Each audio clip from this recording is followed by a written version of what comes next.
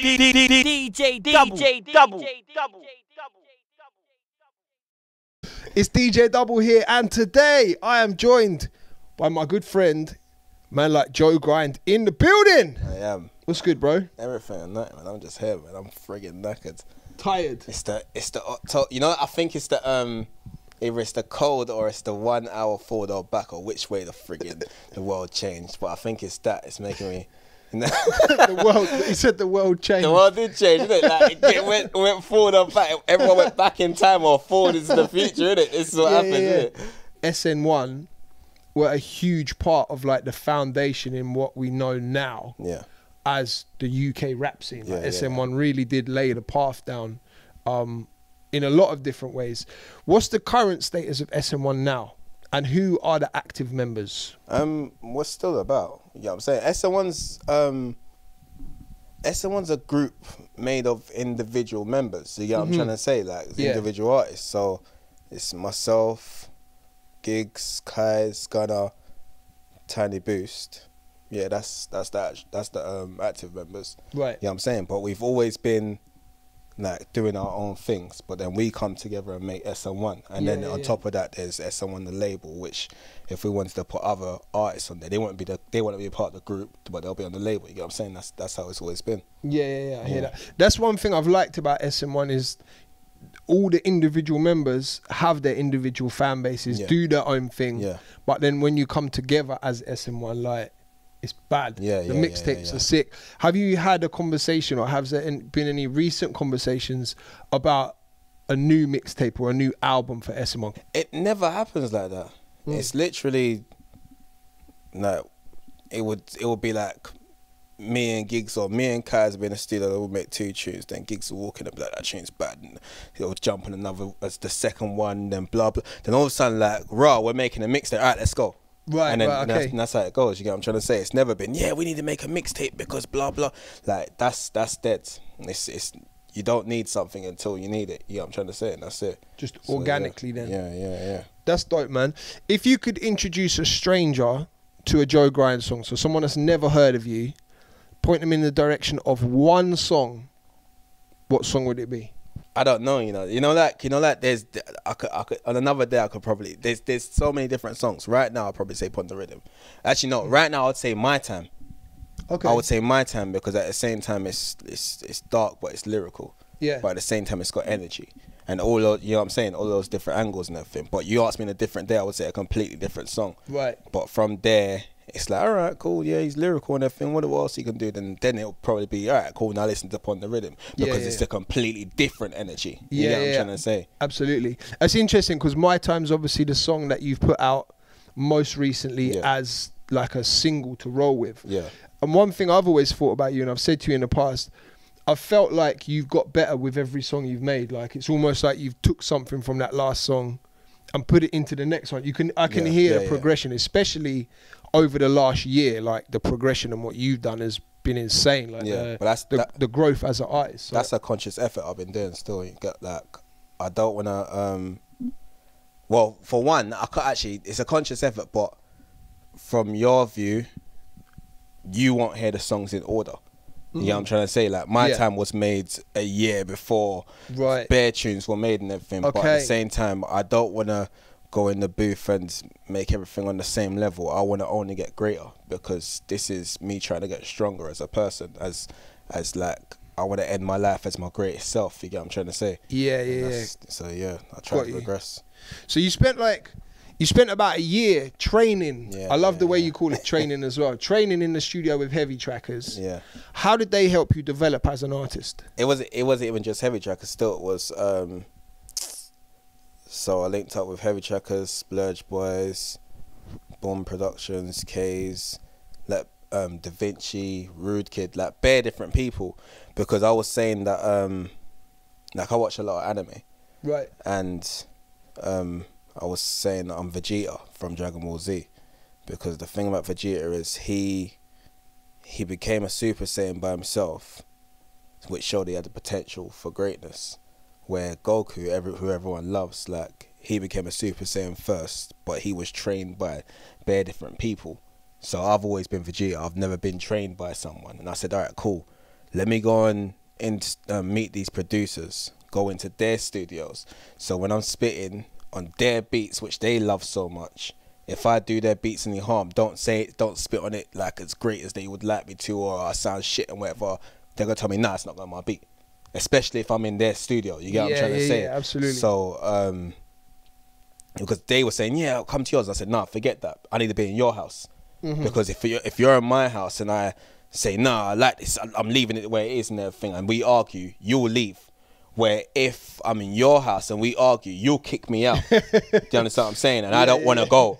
So like I have to mind the way that I'm talking and mind the way I'm acting. You know what I'm saying? Be conscious of it and everything. So I done that with all these people, and you know, like when you're learning to do karate or play golf or whatever, and let's say play golf, when you swing, like you could swing so sick, but a teacher could look and see that your form could be greater because he's on the outside, and he could say, all right then, cool, if you move a bit like to the 35 degrees to the like clockwise and everything, it will be a more powerful swing. That's what the producers were doing for me. They was paying attention to my form, and they was telling me, well, if you say this in that way, or you give this kind of beat that little bit less energy or more or whatever. And that's what the training was about. It was making people from the outside look at me from an outside perspective, give me the feedback so I could learn how to use this power, and then learn how to do it by myself and learn how to grow. Right. You know what I'm saying? Yeah, you're, by the way, you're a sickest guy with analogies as well. I think I've told you that before, bro.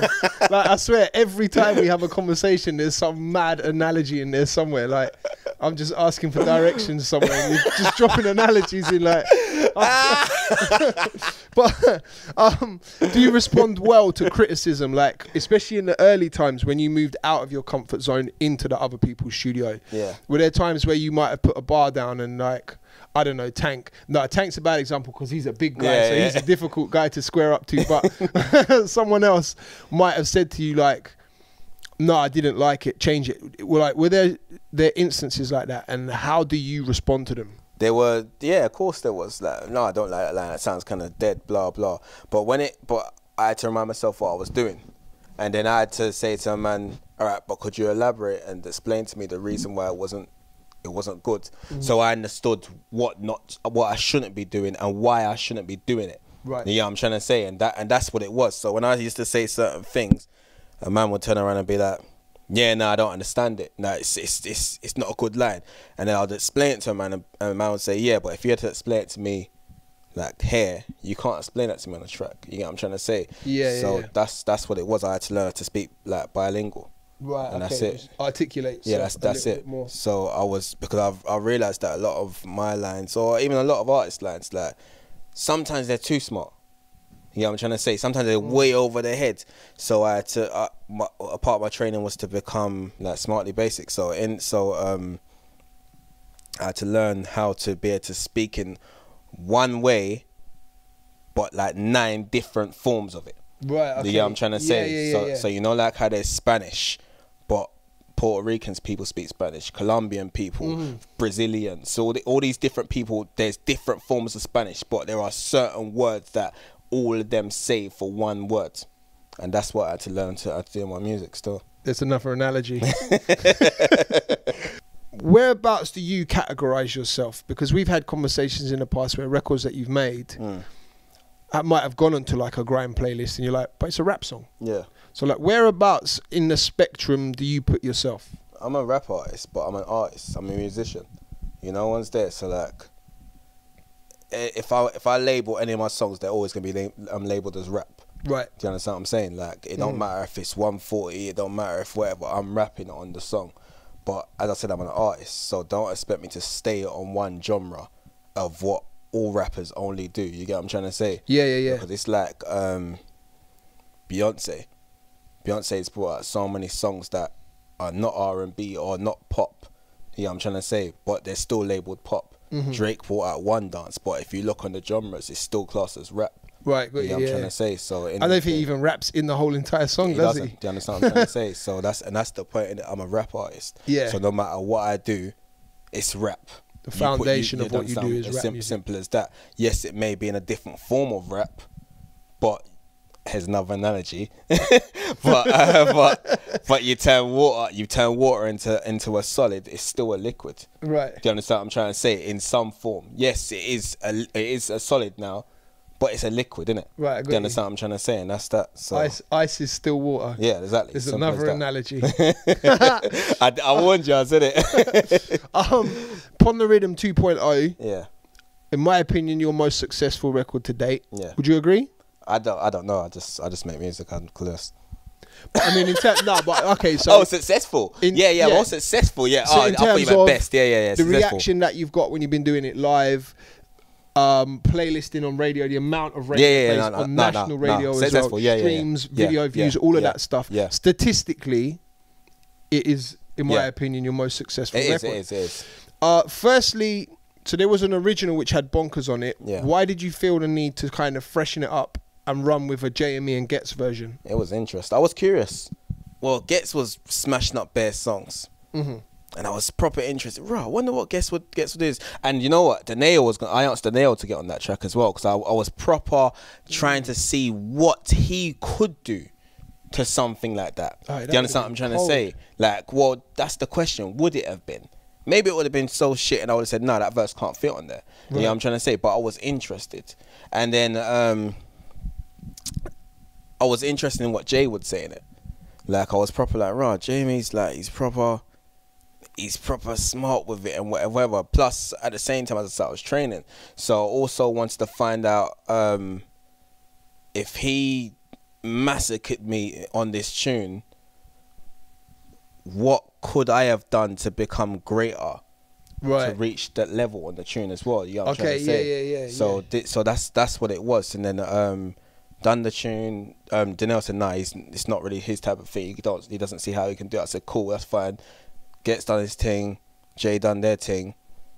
But I didn't think it was what it was. No, what it is. Do you understand what I'm saying? I was going to put it on SoundCloud the next day. Like, it just didn't really matter. Right, You get what I'm saying? Like, and yeah, now it's what it is. Was it a headache to coordinate? No, it was proper simple. Jay gets shit done, and he gets it done, you know? You know that, like, when it came to Rap Meets Graham, I sent Jay the song, and the second he got back to me, an hour later, he sent me back the verse. Wow. Do you understand what I'm trying to say? And he actually writ to me saying, writ, laid, and sent in 57 minutes. Like, like, you know what I'm saying? Like it was like I said, beat that, you get me? Yeah. And Gets just said, yeah, let me know what date for studio and whatever, and he's done it. And Jay had sent it back to me. Jay was in Australia on the tour and everything. Right. As soon as he came back, he said to me, all right, cool, give me a week. And then, like, within that week, he just sent it to me. Sick. And I saw it was that simple. Then when it came to the video shoot, yeah, it was that simple as well. Yeah. Like, Jay forgot about the video. He had forgotten. He was like, oh, shit, what is it today? Oh, I said, where are you now? He said, Shoreditch. I said, cut this out. I'm going to come meet you now. And then he was grabbing something to eat, and we just shot it. And that was just it. Yeah, that's it. And then I met Gets the next day, because he was in South by Southwest. That's what it's called, isn't it? Yeah. Yeah, he was there. In Texas? Yeah. So then the next day he came back and he just quickly shot that. And it was that simple. But, like, they're reliable people. That's what it is. Yeah, I'm trying to say, no matter how busy they are, they're reliable. So, like, they try to make sure that, one, they make their brand stay strong, and like let the people know, right, like, we work. We do what we do. I think it's a testament to you as well as an artist. The fact that you've got, like, as well. I mean, they're two top tier artists. They've crossed over to the mainstream, and you know what I mean. They're the fact that they're just very cool with, of course we'll come on it. Like, that's very dope for you, man. Do you think that the song got misconstrued as to what genre it was because of the features? Yeah, of course. You get what I'm saying? Because as it's two gram artists on a rap artist's track, and then the beat's 70 BPM. Yeah. You understand what I'm saying? So, like, yes, it did get, but, like, I remember Spotify put it on the Gram Shutdown playlist, and I was proper like, nah, I'm not having that and whatever. Like, so I hit up man up and said I want it on the rap one as well. Like, I don't mind it being on the Gram thing as well, because Gram artists are on it, so of course it crosses over. It's a balance, you get what I'm saying? It's done something I'm saying. That's it. So, like, because as I said, when it comes to everything, I'm gonna stand by what I'm gonna do. It's either gonna be all or nothing. So I was saying to man, look, could you put it on both or just not put it on either, because I'm a rap artist. And what was the response? They put it on both? Yeah, they put it on both. Yeah. That was cool about that. Proper cool about it. Yeah, I'm saying that, like, but I'm a rap artist and I don't want to be misconstrued for anything else. You get what I'm trying to say? I don't want million people saying, yeah, but all your songs are on the gram shutdown thing. They're never on the rap thing. You know what I'm trying to say? Yeah. It's very important to me that I stand by what I do. You know what I'm trying to say? Like, because Afro Bashment's in right now, I'm not going to run to Afro Bashment to make a hit and everything. If I happen to make an Afro Bashment song, then I happen to make one, but it's still a rap song. Yeah. Do you understand what I'm trying to say? Like, but I stand by rap. I'm a rap artist. I love rap. I grew up on it. I didn't grow up on gram. I never grew up on Afro Bashment. I grew up on rap. I grew up on Bashment and R&B. You know what I'm trying to say? And I decided consciously to become a rapper. You know what I'm saying? So I stood by it. What's the biggest challenge for you as an artist? Probably being related to who I'm related to. You know what I'm saying? Because there's always a comparison. And as much as I say, right, why are people always comparing me and my brother? Gunna D's brother. You know? As people always say, yeah, like, why are people always comparing me and my brother and that? I do it myself, you know, once there. Like, I remember I'd listen to 7 Days, 7 Nights the other day, and I was saying, raw, like, I love Crept so much all the time. But this one right here, Conan's punching down walls. And then I remember saying to myself, bro, why are you doing that? You know, once they're like, they're both killing it. Yeah. Why are you comparing them? One you understand what I'm saying? Simple as that. And then I looked and said, yeah, this is what people do to you, innit? So, like, when people do it to you, then don't be angry at them, innit? Because at the end of the day, like, it's always comparison. Crept and Conan, Skepta and JME, Dave and AJ Tracy. Yeah, I'm trying to say, like, it's just what people do, but it's not always a comparison thing. But that's probably one of my hardest things. But at the same time, it's also one of my greatest challenges, because, like, I'm Joe Grant, as they say, Giggs' brother. As they say, like, I'm also an SN1. So, like, there's more people for me to be compared to and whatever. Yeah. And, like, a million people, bruv, like, a million rappers or artists get told, yeah, just you might as well just give up and blah blah. But I've come from an era where this UK rap stuff wasn't happening. You know what I'm trying to say? And then when it was happening, I'm being compared to an artist who's bust through and whatever. So me getting to as far as I've come and going even further, I just think to myself, right, yeah, this is sick, bruv, like, because when I'm done, when I'm like 90-something years old, I can look back at my past and say, you know how many barriers I just broke? Yeah. You know what I'm saying? You know how many things I wasn't supposed to do that I did? So is that the reason then that you haven't gone out of your way to do music with Giggs now? Oh no, because it would be so easy. So, like, right now you could hit the studio with Giggs, churn out a Joe Grind and Giggs mixtape. Yeah. Like, Giggs is the biggest rapper in the country. Yeah. And you're his brother, so you've got more access to him than anyone else. Yeah. You could very easily do it. So why have you not done that? I don't eat at a table that I don't feel like I'm bringing enough to. Right, okay. You know what I'm trying to say? So I would sooner, like, if me and Giggs just made a tune together, if we just happen to be in the studio together and we make a tune and whatever, then we've made a tune, simple as. Right. But I'm not going to intentionally go and make a tune with Giggs right now because of how hot he is at the moment. Right. You know what I'm trying to say? Like, why should I be making a song with Giggs right now and then it blows up tomorrow and then I blow up with it, but I spend my life wondering to myself, was I even worthy? Right. Do you understand what I'm trying to say? Like, was it just because it had Giggs' name? Do you understand what I'm trying to say? It's simple as that. And, like, I don't question myself. I don't do that stuff. I like to earn everything I've got. You know, once there, when I sell out a show, I like to know to myself that, yes, I deserve that show. Do you understand what I'm saying? I don't sit there not selling out a show and say, oh, that should have happened. No, it shouldn't have happened. I didn't deserve it yet. You know what I'm trying to say? So everything that happens, I just make it happen naturally. So, as I said, even when it came to the Pon Di Riddim, like, me and Gets were having mad bants. Yeah, man, I'll tell you up, blah blah. Like we're proper going at it and everything. He's got the respect to have that conversation with me. Yeah. When it comes to whatever. Me and Jay had this conversation weeks ago talking about, yeah, the whole training thing. I'd love to fight you, Jay. We've had this conversation.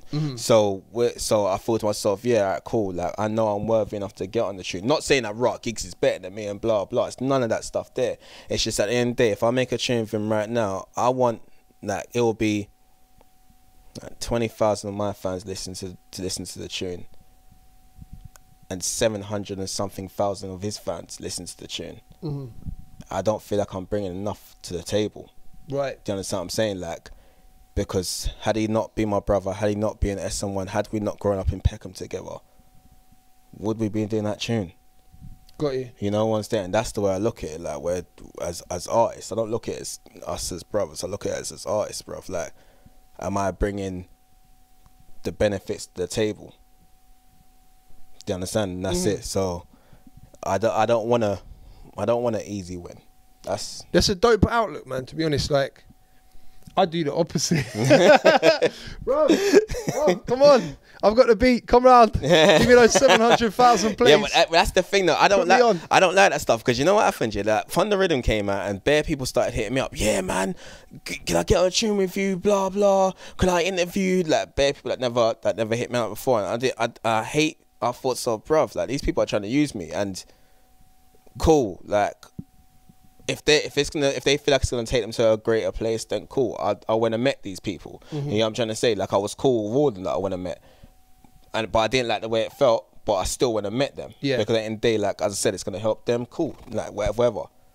But why am I gonna not like the way it feels and then make someone else feel that way? Yeah. Do you understand what I'm trying to say? So I don't care for all the like blowing up and whatever with someone else. When the song's gonna go big, it's gonna go big. I've already had a lot of big songs. So I'll get played on the radio every other day. You know what I'm trying to say? Like, these are things that I've achieved by myself. I'm on playlists on Spotify, and I've been on the playlist from One Extra and everything. These are things that I achieved and everything. So in the end, like, what is a massive song? You know what I'm trying to say? Because people always say, oh, why don't gigs bring him in? Bruv, we're grown men, like, you know what's there? Like we're grown men. How many of your friends have you gone to say to them, oh man, I just got fired from my job. I beg you speak to your boss for me to give me a job. Do you understand what I'm trying to say? Like, it's not that, bruv. Like, I make my own money. I look after my own family, and that's that. I make sure that my wife looks at me as a man, not like, yeah, like, where we need to pay this bill. Could you speak to your brother? Yeah. Imagine that, like, that's mad. Do you understand what I'm trying to say? Like, so I work hard to do what Joe Grind does, and it's like it's a great feeling. You know, once there, it's a great feeling knowing to yourself that you're worthy, you're talented, you are great, you got greatness in you. You're doing what you're supposed to be doing. You know what I'm trying to say? Because there's a million artists in this world that they will never have got the answer if they could ever have made it. You know, like that. Like, they never got that. They never took the chance to find out if they could have got paid for music and whatever. Yeah. I know that it's all me. Tell me about studio sessions with Mike Skinner. Well, first off, I had laid that song already, like in a different session that he wasn't there. And then he said, yeah, can you lay it for me? Like, so I got all the vocals and blah, blah, like, you can lay it exactly how I want you to. I said, cool, that's fine. We was there for like 3 hours. But as I said, I had the lyric already. Like, but I'm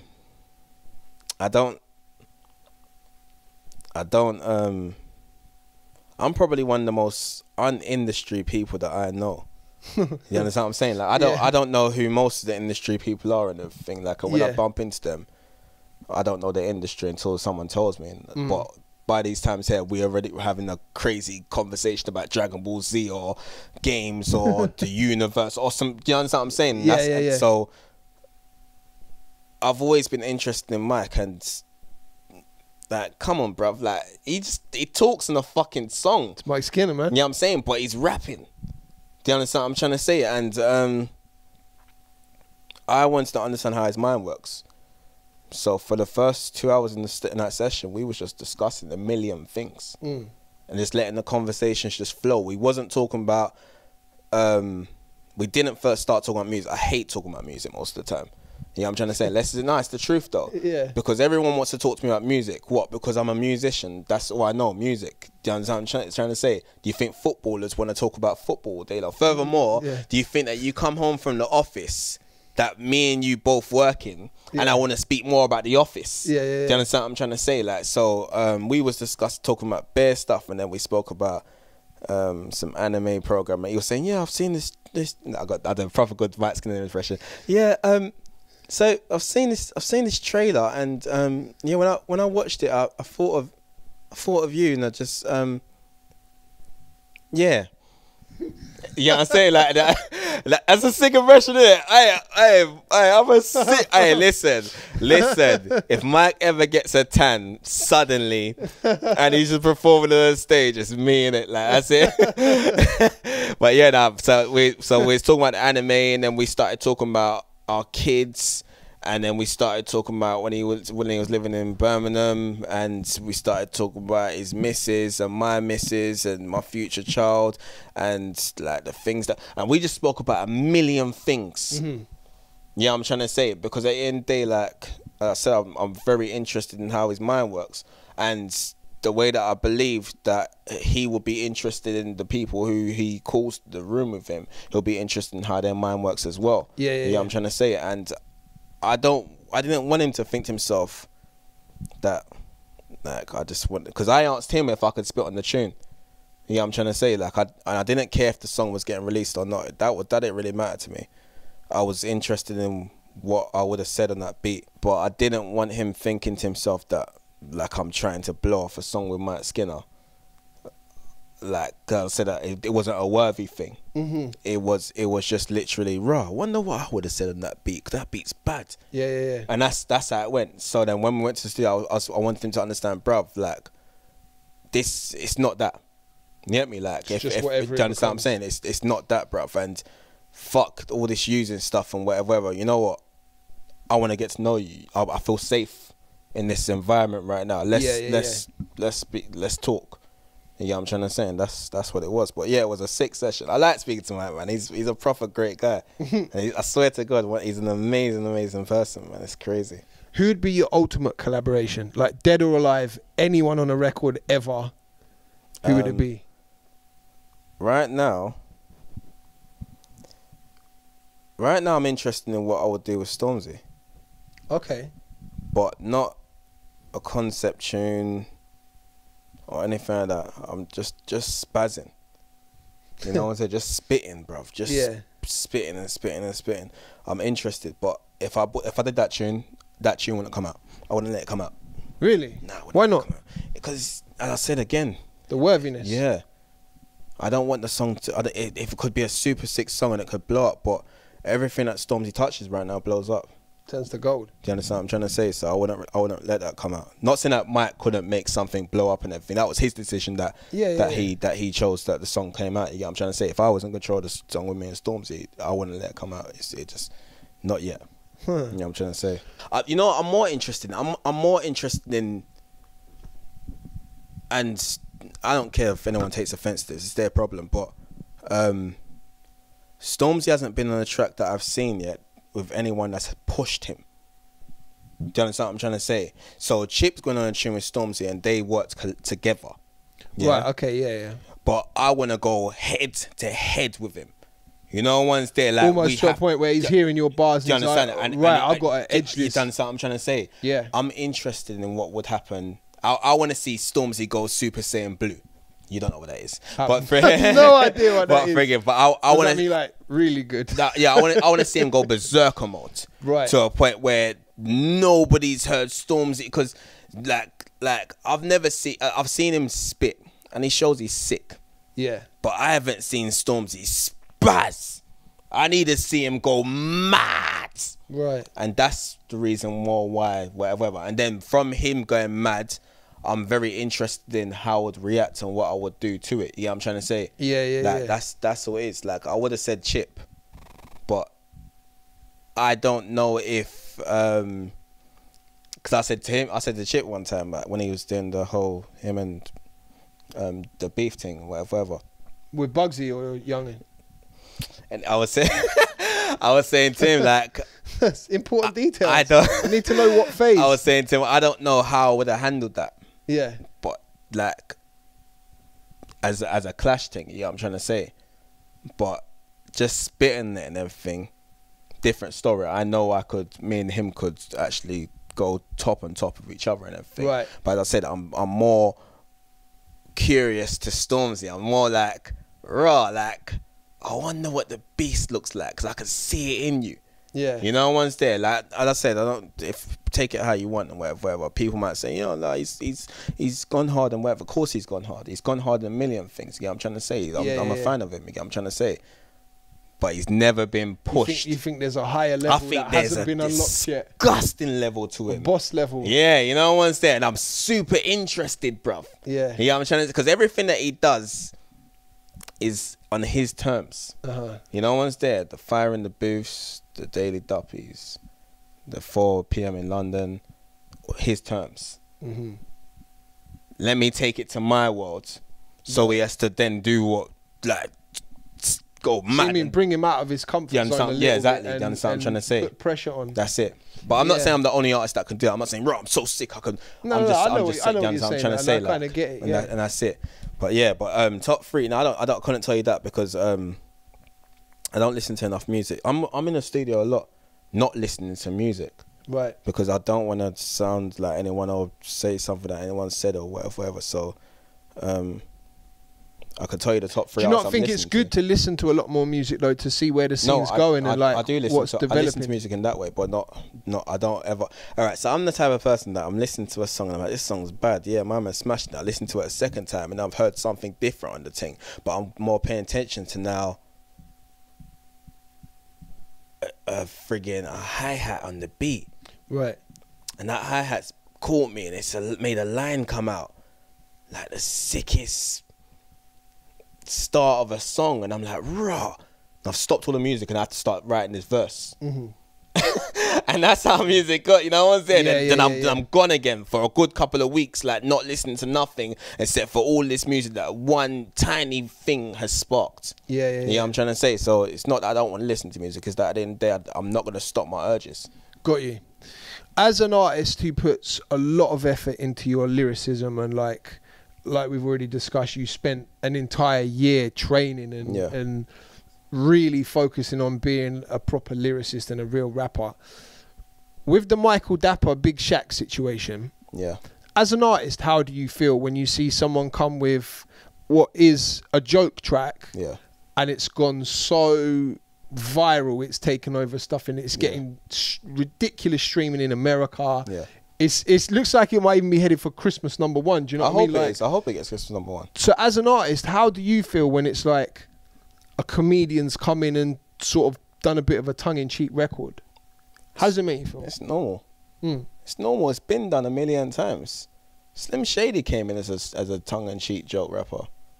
You know what I'm trying to say? The difference is he backed it up with like some serious material. Yeah, but my man's brought out one song. Do you understand what I'm trying to say? Like, he's brought out what, God knows, Michael Dapaah could be a friggin' like a super sick artist for all we know. Imagine. Do you understand what I'm trying to say? Like, so at the end of the day, like, he done one thing and it made him go big and everything, and that's sick. Do you understand what I'm trying to say? It also shows how wide open the scene is actually at the moment. You know what I'm trying to say? Yeah. Like, if anyone else had done that, you don't know that it might have not got attention. So it's not. So it wasn't. I'm not looking at it as, oh yeah, this brother's just chatting bare rubbish on the track. I'm looking at it as, bruv, my man put in mad work, made sure he had a serious audience watching him before he actually done the thing.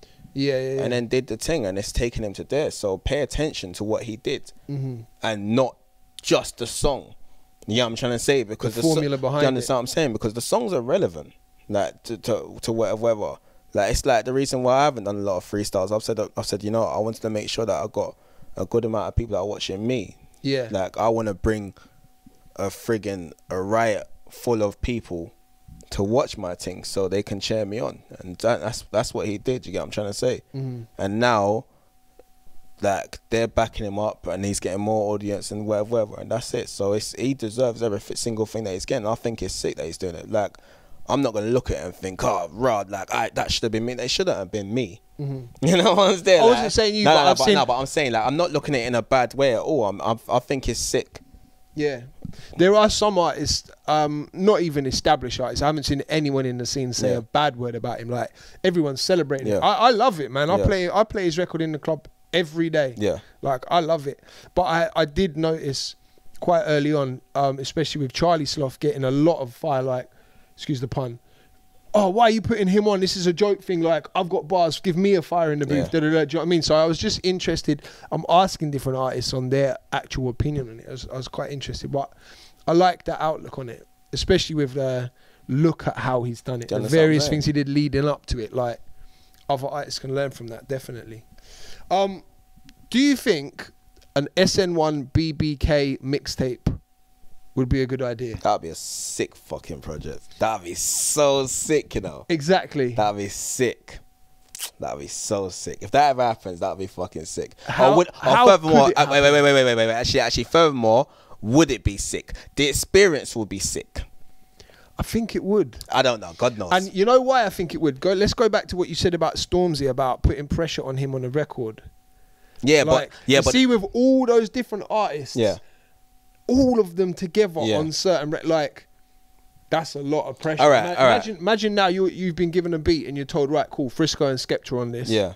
Are you really just gonna bring some old stuff that you've written but never put out? Nah, you're gonna. That's pressure. But as I said, I'm curious to the Stormzy thing. For all I know, I can go in there and I could massacre him, and he might not have the beast that I feel like he's got inside of him. Yeah. Do you understand what I'm trying to say? The experience would be sick. The conversations we had before we made the song would be sick. But the product might not be. Do you understand what I'm trying to say? So everything that you think to yourself, like, do you know how many different combinations people have tried in food, thinking to themselves, this is going to taste amazing with this, then it was just, it was wrong. That's a really good analogy. Do you understand what I'm trying to say? So at the end of the day, like, just because you believe something is great doesn't mean it is great. And furthermore, back to the food analogy. Was it analogy? Analogy. Yeah, friggin'. Like, that's timing as well. There might be a different way you can combine these things and cook it and blah blah. That just way ain't invented yet. You're not ready for that yet. Yeah. So this stuff has to happen organically, because if it happens before its time, it's gonna completely spoil it and fuck everything up. Do you understand what I'm trying to say? Like, now you don't want to hear another SN1 BBK thing because we done it under pressure. Because everyone said, oh, that would be sick, and we said, all right, yeah, it's gonna be sick. You know what? If we put me, Jamie, Skep and Giggs in the tune, because we're the brothers, then and Gunner as well, yeah, do you understand what I'm saying? Like, and then fucking with the brothers and everything, it's gonna be sick. Everyone, then all of a sudden we make this tune and fucking it's shit. It's like mediocre, you know what? Yeah, it's mediocre. I'm so like, everyone's gonna be fucking like, bro, what the fuck? This was meant to be so sick. There's bare tunes that people thought to themselves was gonna be super sick, and they were just okay, bro. People listen to them, all right, yeah, and then they let it go. It's definitely an idea to put out there, though. I'm just saying. Stuff happens when stuff happens. SN1 BBK mixtape. That's family. That's, you know what gave me the idea? I was listening to that Giggs and Skepta record from like more than 10 years ago, bruv. What was it? Is it called Let It Go? SN1 on my T again. Yeah. Black Trousers, D&G again. What's the tune called again? Look Out. Look Out, that's it. Look Out. Hard tune. And I was listening to that in my car the other day, and I was like, bruv, the updated version of these two artists, but add everyone else. That's what I'm saying, but that was fun. Do you understand what I'm trying to say? That was raw, like. And there was no expectations behind that record as well. Simple as that. So that's that. Because remember, you can't meet expectations, you know. Yeah, I'm trying to say, everyone's expectations is always sky high. You can't. Especially now. Do you understand what I'm trying to say? People want to hear something that they don't even know that they want to hear. So you always have to go left and friggin' show them what they want to hear. Yeah, I'm trying to say, like, people think to themselves, yeah, man, that artist is sick and that artist is sick. Bro, allow it. You didn't know that artist was sick before, and you didn't know he was sick before. They just showed it to you. They showed you. Man didn't know friggin' Afro Bashment was gonna come. Yeah. It took friggin' like Sneakbo to start spitting on friggin' on Bashment for a man to say, this is what you want, bro. Trust me, you love this. This is the wave. Yeah, I'm trying to say, like, so in the end, like, what people think they want is not always what they want at all. Let's get into the main topic, the thing that I really wanted to talk to you about today. It's the headline show. Yeah. November 24th. 22nd. November 22nd. Oh my God. This, you know, this is my DJ, you know. This is my DJ. He's gonna fucking not show up. Like, I'm gonna be phoning, bro. Where the fuck are you? It's 24th, bro. Like, I'm ready, man. 2 days time, I'll be ready. Let's talk about the main topic that I want to discuss today. The headline show, November 22nd. Yeah, yeah. At the O2 in Islington. Yeah. Ah, you got the place right at least. Yeah, go. At least I'm going to be there, bro. I'm going to be at the right place. I might be 48 hours late, but I'm going to be at the right place. I promise you that. What can the people expect from seeing Joe Grind and a Joe Grind show? You know what, yeah? Like, see, when I perform, yeah, I always like to envision myself in the crowds, and I've paid for it. I've paid for like petrol or cab to get there, and all these things. Like, so I'm staring at me. Don't waste my money. Don't waste my time. Yeah. Do you understand what I'm saying? So I'm performing to myself. I'm not gonna let myself down. So that, and times how much hundreds are in the room, I'm not gonna let all these people. You know what I'm saying? So I have to be like, I'm not that artist that puts the crowd out to the mic out to the crowd and just wants them to sing my whole song and everything. Dead that. Like, that's not performing. That's right. That's a club perform. That, you know what I'm saying? That's a different type of wave. This is a concert, bro. Man's got to do it properly. So I'll give everyone all my energy. I'll give them my whole friggin' voice. If my voice ain't gone by the end of the night, I didn't do it right. Yeah, I'm trying to say, if they ain't moshing and whatever, then I ain't finished performing. Yeah, yeah, I'm trying to say, like, so that's what it is. It's an amazing vibe. It's the greatest energy, and it's all of me. Yeah, I'm trying to say, and furthermore, it's all of me, and then they give me all of them, which gives me energy to give them even more of me. I hear that. Yeah, I'm trying to say, and that's what I do. Yeah, I'm saying, because I want to look at all my performances to be like, bro, that was so sick. How can I do? I need to become greater. Yeah. You know, I need the next one to be even greater than, like, I don't want that same person to come to my next performance and it be like, oh yeah, that was just the same as last time. I want them to be like, raw, that was madder. Do you understand what I'm trying to say? So I always give people like an even greater performance than I always give them. Sick. So for the people that haven't copped their tickets yet, how can they get them? Ticketmaster.co.uk. Links in all my bios, my social media, Joe Grind SN1, Twitter, Instagram, and yeah, it's just like that still. That's it. I'll go to the box office at O2 Islingston. They're selling them there as well. Sick. It's gonna be a good show, man. It's gonna be an amazing show. If you turn up on the day. I'm gonna be there. I've decided I'm gonna turn up on the 22nd as well. So good choice, man. Good choice. Make sure, if you haven't yet, go cop a ticket. Joe Grind's headline show on the 22nd, not the 24th. 22nd of November, O2 Islington. It's gonna be a movie. Yeah. Been a pleasure, bro.